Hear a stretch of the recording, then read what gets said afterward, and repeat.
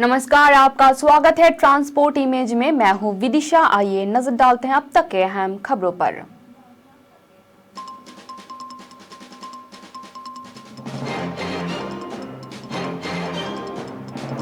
ED office पहुंचे हेमंत सोरेन। पूछताछ से पहले इन इलाकों में धारा 144 लागू।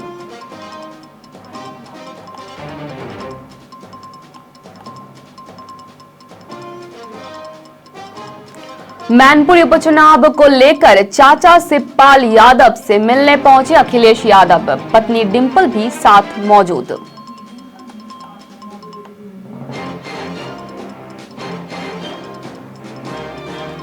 आदित्यनाथ ने G20 नेताओं को उत्तर प्रदेश के उत्पाद भेंट करने के लिए प्रधानमंत्री का आभार जताया।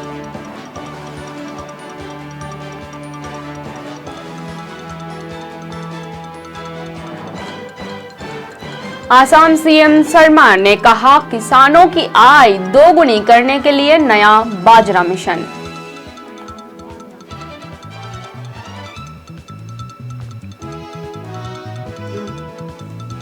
राहुल गांधी के कार्यक्रम में राष्ट्रगान की जगह बजा कोई और धुन।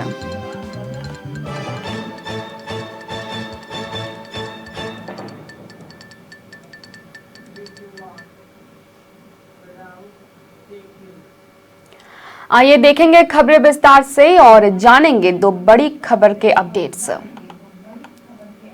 झारखंड में कथित खनन घोटाले से जुड़े करोड़ों रुपए के धन शोधन मामले में मुख्यमंत्री हेमंत सोरेन के प्रवर्तन निदेशालय के सामने पेश होने से ठीक पहले बृहस्पतिवार पूर्वाह्न 10:30 बजे रांची के हिनू इलाके में स्थित एजेंसी के कार्यालय के आसपास लगभग 2 किलोमीटर के क्षेत्र में निषेधाज्ञा लागू कर दी गई। रांची के अनुमंडलीय मजिस्ट्रेट दीपक दुबे ने एक अधिसूचना जारी की कि अनेक संगठनों के धरना प्रदर्शन के सूचना के आलोक में ईडी के कार्यालय के निकट पूर्वाह्न 10:30 बजे से दंड प्रक्रिया संहिता की धारा 144 के तहत निषेधाज्ञा लागू कर दी गई है।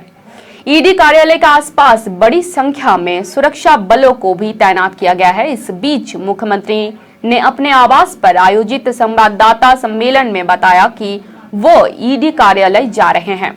ईडी ने सोरेन का राज्य में कथित अवैध खनन से जुड़े धन शोधन मामले में बृहस्पतिवार को पूछताछ के लिए यहां अपने क्षेत्रीय कार्यालय में तलब किया। सोरेन को शुरू में 3 नवंबर को ईडी द्वारा बुलाया गया था, लेकिन वो आधिकारिक व्यस्तता के हवाला देते हुए पेश नहीं हुए और उन्हें गिरफ्तार करने की भी चुनौती दी। इसके बाद उन्होंने समन को 3 सप्ताह के लिए टालने का अनुरोध किया। ईडी ने कहा कि उसने राज्य में अब तक 1000 करोड़ रुपए के अवैध खनन से संबंधित अपराध का पता लगाया है।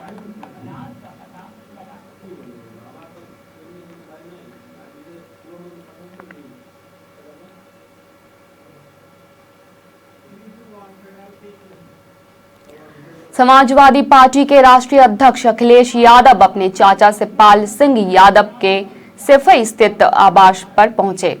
दोनों नेताओं में बातचीत चल रही है। उनके साथ धर्मेंद्र यादव और डिंपल यादव भी मौजूद हैं। बताया जा रहा है कि मैनपुरी उपचुनाव की रणनीति को लेकर चर्चा होगी।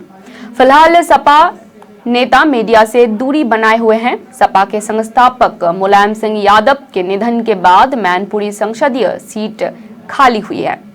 यहां उपचुनाव 5 दिसंबर को होगी और परिणाम की घोषणा 8 दिसंबर को की जाएगी। सपा संस्थापक की विरासत को बचाए रखने के लिए मैनपुरी लोकसभा सीट से डिंपल यादव की उम्मीदवारी की घोषणा के तुरंत बाद पार्टी ने इस सीट पर बड़ी जीत सुनिश्चित करने के लिए तैयारियां शुरू कर दी है।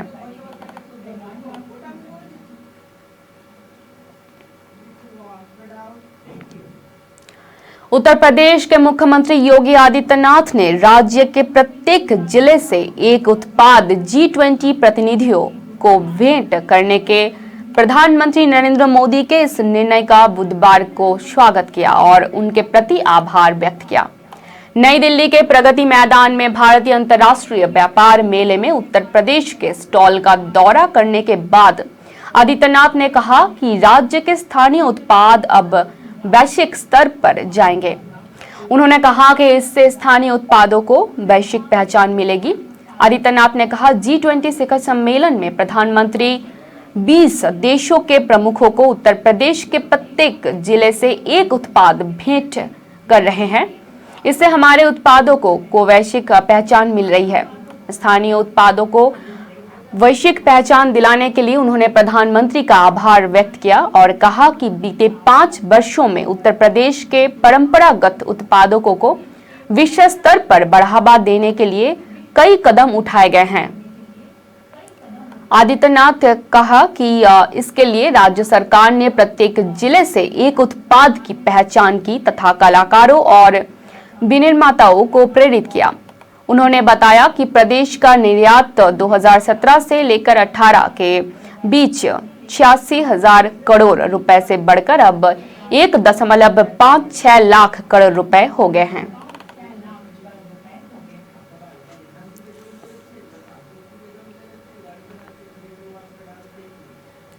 घरेलू कंपनियों द्वारा उत्पादित कच्चे तेल पर टैक्स 17 नवंबर से 9,500 रुपए प्रति टन से बढ़ाकर 10,200 रुपए प्रति टन कर दिया गया है।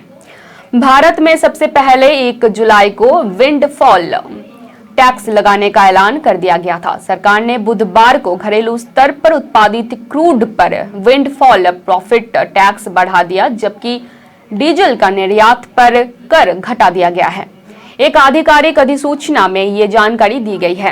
अधिसूचना में कहा गया है कि सरकार के स्वामित्व वाली oil and natural gas corporation जैसी कंपनियों द्वारा उत्पादित कच्चे तेल पर टैक्स 17 नवंबर से 9,500 रुपए प्रति टन से बढ़ाकर 10,200 रुपए प्रति टन कर दिया गया है।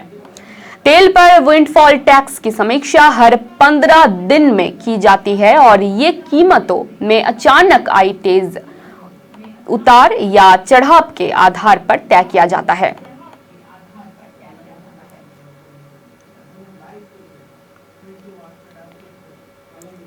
प्रदेश में विभिन्न कारणों से खाली हुए पंचायतों के पदों पर चुनाव 3 दिसंबर को होंगे। राज्य निर्वाचन आयोग ने इसकी अधिसूचना जारी कर दी है। इसके तहत ग्राम पंचायत सदस्य, प्रधान, क्षेत्र पंचायत सदस्यों के लिए नामांकन 21 नवंबर से शुरू होगा। राज्य निर्वाचन आयुक्त चंद्रशेखर भट्ट ने बताया कि सभी जिलों में त्रिस्तरीय पंचायतों के खाली पदों के लिए ये चुनाव हो रहा है। उन्होंने बताया कि इस चुनाव से सभी जिलों में ग्राम पंचायत सदस्यों के 4,198, ग्राम प्रधान के 34 और क्षेत्र पंचायत सदस्यों के 3 सदस्यों का चयन किया जाएगा। उन्होंने बताया कि 21 व 22 नवंबर को नामांकन होंगे। 23 नवंबर को नामांकन की जांच होगी। 24 नवंबर को नाम वापसी होगी। 25 नवंबर को चुनाव चिन्ह आवंटित किए जाएंगे। 3 दिसंबर को मतदान होने के बाद 5 दिसंबर को मतगणना की जाएगी। उन्होंने बताया कि बृहस्पतिवार को सभी जिला निर्वाचन अधिकारी अपने चुनाव कार्यक्रम जारी करेंगे। उन्होंने बताया कि बुधवार से ही जिन जिलों में पंचायतों में चुनाव हो रहे हैं उससे संबंधित प्रादेशिक निर्वाचन क्षेत्रों में आचार संहिता लागू हो जाएगी।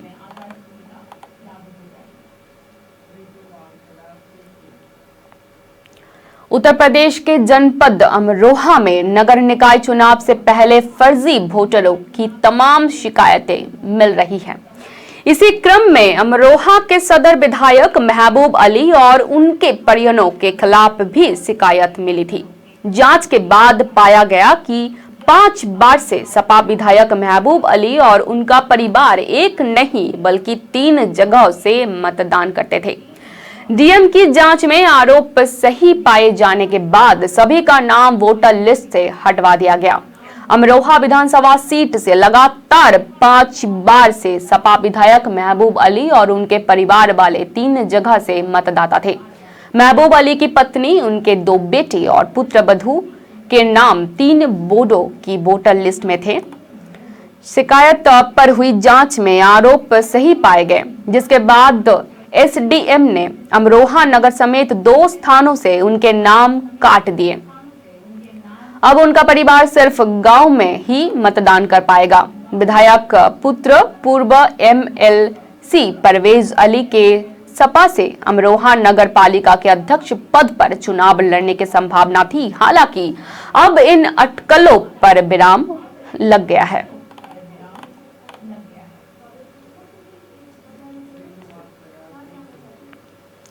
राज्य में बाजरा की खेती का विस्तार करने और इसे बढ़ाने के लिए मुख्यमंत्री हेमंत विश्व शर्मा ने बुधवार को यहां असम बाजरा मिशन की शुरुआत की। शर्मा ने यहाँ एक कार्यक्रम को संबोधित करते हुए कहा कि बाजरा मिशन का लक्ष्य असम में पोषण, भागफल और किसानों की आय को दोगुनी करना है। मिशन फसल उत्पादकता में भी वृद्धि करेगा और फसल विविधीकरण में योगदान देगा। उन्होंने कहा कि किसान अब अपनी फसल पद्धतियों में विविधता ला सकेंगे और पारंपरिक फसलों के अलावा वे बाजरा उगाने के लिए अपनी खेती का विस्तार कर सकेंगे। शुरुआत में असम बाजरा मिशन का 25,000 हेक्टेयर फसली भूमि में अभ्यास किया जाएगा। इसके बाद इसे राज्य में 50,000 हेक्टेयर कृषि भूमि तक बढ़ाया जाएगा।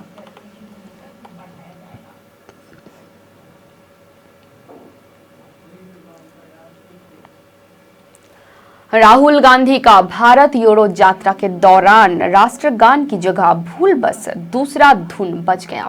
राहुल गांधी का ये वीडियो तेजी से वायरल होने लगा। राहुल गांधी भारत जोड़ो यात्रा के दौरान कल महाराष्ट्र के वसीम जिले में थे। वहां एक कार्यक्रम के दौरान ये गलती हुई। राहुल गांधी के इस कार्यक्रम में उनके संबोधन के बाद राष्ट्रगान बजाए जाने की घोषणा हुई, जिसे राहुल गांधी ने भी दोहराया, लेकिन राष्ट्रगान की जगह कोई दूसरा धुन बजने लगा। इस गलती को पहचानकर राहुल गांधी ने तुरंत आपत्ति जताई, जिसके बाद वो धुन बंद कर दिया जाता है। लेकिन राहुल गांधी का ये वीडियो सोशल मीडिया में तेजी से वायरल हो जाता है।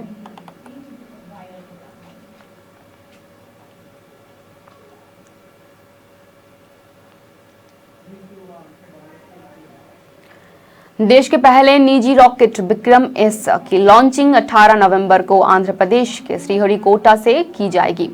भारतीय अंतरिक्ष अनुसंधान संगठन शुक्रवार सुबह 11:30 बजे अंतरिक्ष स्टार्टअप स्काईरूट एयरस्पेस की ओर से विक्षिप्त रॉकेट को लॉन्च करने के लिए तैयार है। स्काईरूट ने कहा, खराब मौसम के कारण रॉकेट का पहला उपकक्षीय लॉन्च 15 से बदलकर 18 नवंबर पुनर्निर्धारित किया गया था।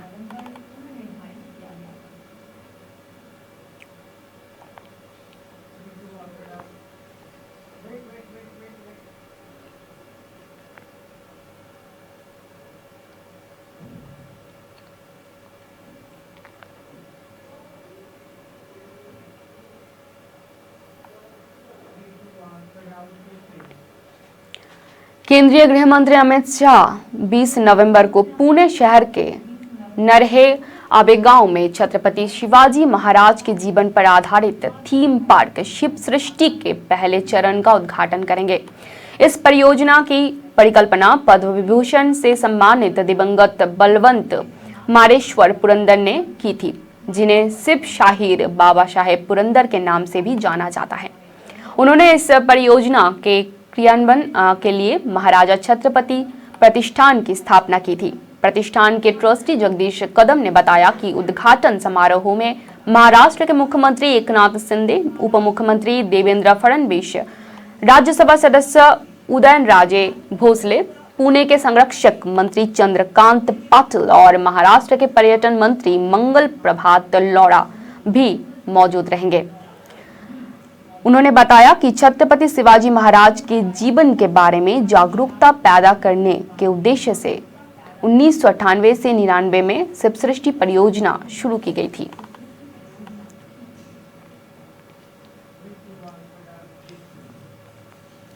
एक तरफ जहां हर साल 15 अक्टूबर को missile man doctor APJ Abdul Kalam की जयंती पर विश्व छात्र दिवस मनाया जाता है, तो वहीं दूसरी तरफ हर साल 17 नवंबर को अंतर्राष्ट्रीय छात्र दिवस यानी इंटरनेशनल स्टूडेंट डे मनाया जाता है।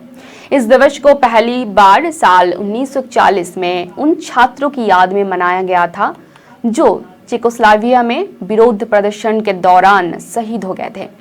बताया जाता है कि साल 1939 के आखिर में चार्ल्स यूनिवर्सिटी के कई मेडिकल छात्रों ने स्वतंत्र चेक रिपब्लिक देश बनाने की मांग को लेकर नाजियों के खिलाफ सड़क पर उतरकर विरोध प्रदर्शन किया था।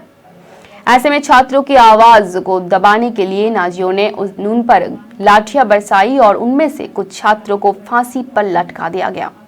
अंतर्राष्ट्रीय छात्र दिवस के अवसर पर शहीद हुए छात्रों की याद में कई कार्यक्रमों का आयोजन किया जाता है और उन्हें श्रद्धांजलि अर्पित की जाती है। साल 1941 में हर साल 17 नवंबर को इस दिवस को मनाया जाता है। ऐसे में ये खुशी का माहौल बनाता है और उनके याद में श्रद्धा को प्रदर्शन करता है।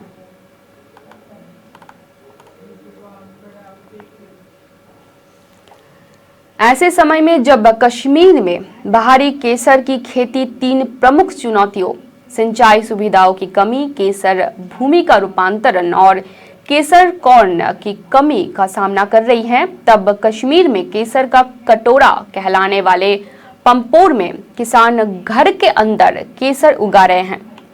हाल ही में इसके सकारात्मक परिणाम भी सामने आए हैं। पंपोर के सरशाली क्षेत्र के एक उत्पादक माजिद फारूक ने बताया कि उनका परिवार क्षेत्र में पहला ऐसा परिवार है जिसने इंदौर खेती शुरू की और परिणाम अभूतपूर्व रहे। सबसे महत्वपूर्ण बात यह है कि इंदौर केसर की गुणवत्ता बहुत अच्छी होती है। केसर ग्रोअर्स एसोसिएशन ऑफ कश्मीर के अध्यक्ष अब्दुल मजीद बानी ने बताया कि इंदौर केसर पर जलवायु परिवर्तन, व्यापक बारिश या गर्मी का शून्य प्रभाव है। उन्होंने कहा कि इससे केसर का उत्पादन बढ़ेगा, मांग आसानी से पूरी की जा सकेगी और जिनके पास जमीन नहीं है वो भी अपने घरों में केसर उगा सकते हैं।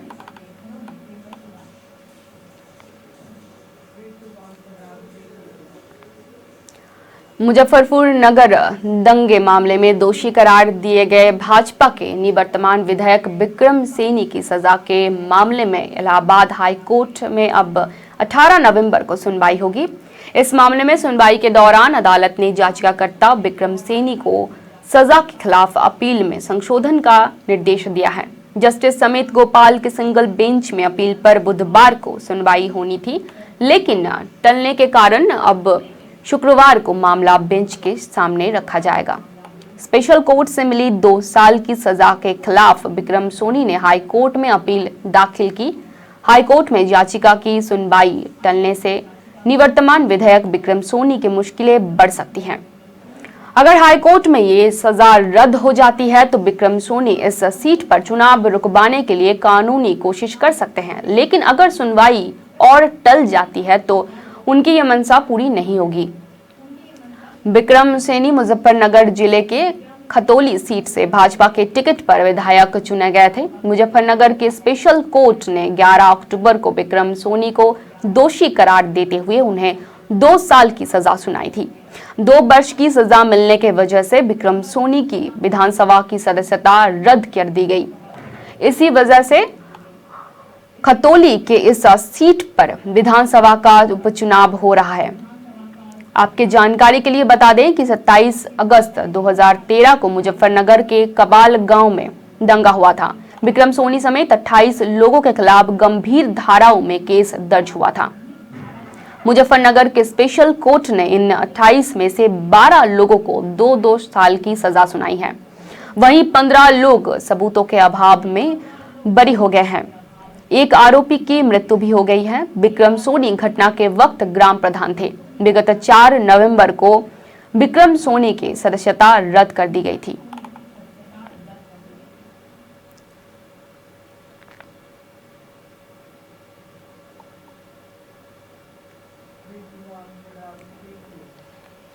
भारत में बीते दिन कोरोना वायरस संक्रमण के 635 नए मामले सामने आने से देश में अब तक संक्रमित लोगों की संख्या बढ़कर 4,46,67,311 पर पहुंच गई है। वहीं उपचाराधीन मरीजों की संख्या 7,561 से घटकर 7,175 रह गई है। केंद्रीय स्वास्थ्य मंत्रालय की ओर से बृहस्पतिवार सुबह 8 बजे जारी अद्यतन आंकड़ों के अनुसार संक्रमण से 11 और मरीजों की जान गंवाने से मृतकों की संख्या बढ़कर 5,30,546 हो गई है।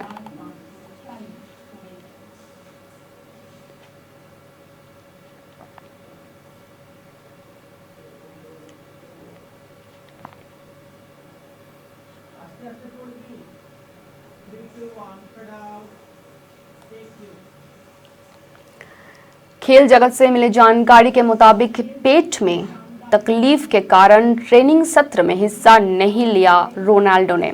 17 नवंबर स्टार खिलाड़ी क्रिस्टियानो रोनाल्डो पेट में तकलीफ के कारण पुर्तगाल के साथ ट्रेनिंग सत्र में हिस्सा नहीं ले पाए और वो नाइजीरिया के खिलाफ विश्व कप अभ्यास मैच से भी बाहर हो जाएंगे। टीम ने यह जानकारी दी।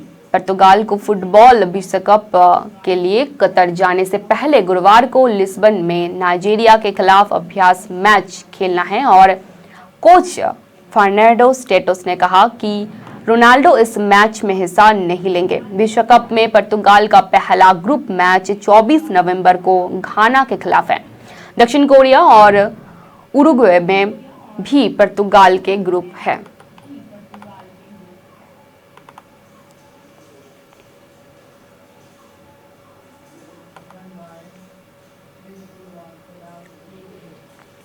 अब तक के लिए इतना ही।